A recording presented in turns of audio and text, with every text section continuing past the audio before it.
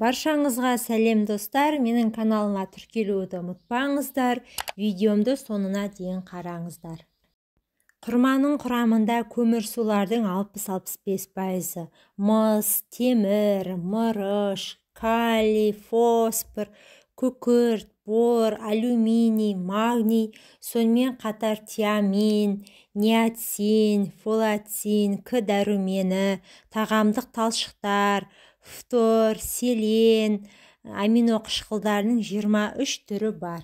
Құрманың сіз білмейтін 10 пайдасы.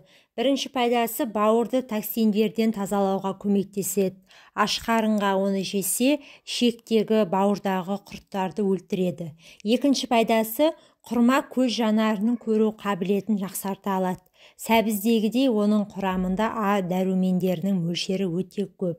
Үшінші пайдасы құрамында калий мөлшері өте көп.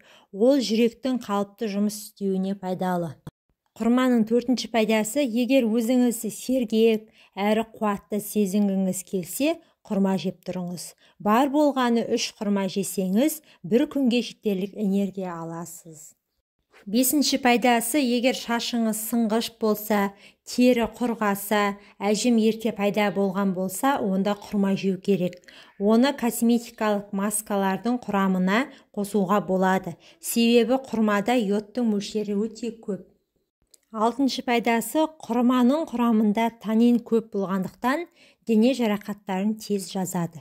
Жетінші пайдасы, адамды арықтатуға көмектеседі. Сегізінші пайдасы, құрма қан құрамындағы холестерин деңгейін төмендетеді. Тоғызыншы пайдасы, жаңа босанған ана үшін құрма таптырмас жеміс болып табылады, өйткені ол ананың сүтін көбейтеді. Оныншы пайдасы, құрамында А, Е, Б дәрумендерге де бай.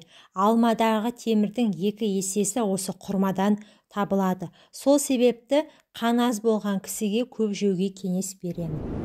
Назарларыңызға рахмет, менің каналыма тіркелуді ұмытпаңыздар.